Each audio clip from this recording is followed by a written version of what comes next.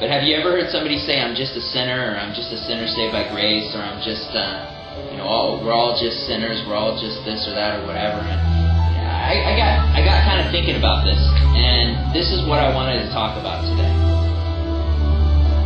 Have you ever seen, and I haven't, but have you ever seen in the Bible where Jesus tells you to identify yourself as a sinner? No. Or to identify yourself as a bad person? Or no, He doesn't. That is something that's totally made up by man. That's something that we came up with on our own. When Christians say this, the first thing I think is like, no, you're not.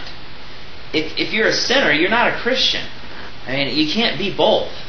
The Bible's very clear about that. I mean, you're the one or the other. I mean, you can't be a sinner and be a Christian.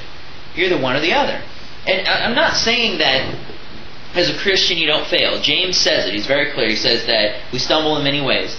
John says you're a liar if you say you don't sin. So then what am I talking about? What I'm talking about is, who are you really? Look at all these sinners.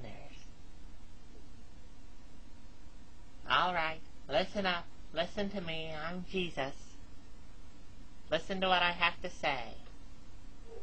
I have done many wonderful things. I have healed many people of diseases. I have performed many miracles so that I can tell you this. You're all evil. There is no hope. That's it. Thank you. The last few weeks we've been talking about what Jesus, when God originally made the earth, what He intended.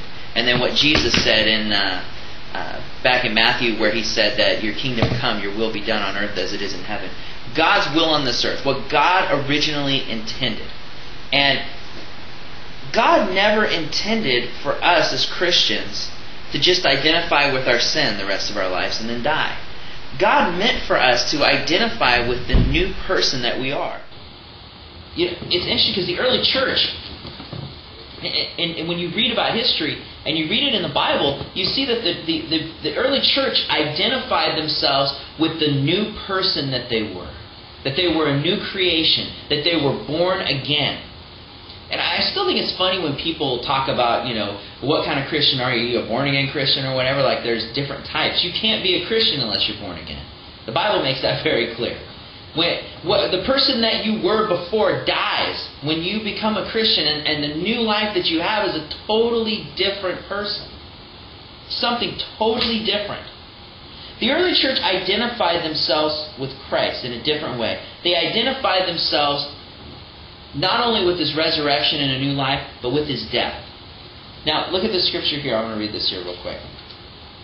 In Galatians 2, verse 20, actually start in verse 19, it says, "For through the law I died to the law, that I might live to God.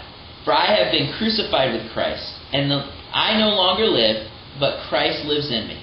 The life that I now live in the body, I live by faith in the Son of God, who loved me and delivered Himself up for me."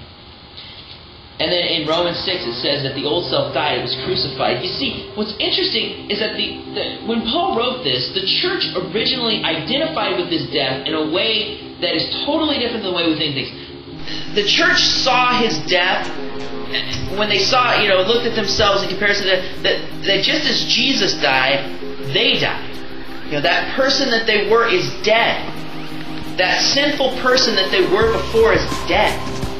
And the life that they now have is something totally different. The old self is dead. It's gone. When Christians try to sit there and identify themselves as just being sinners or what they were, it's sad because that's not what God intended for them. God intended for them to identify themselves with who they were now, the new life they have.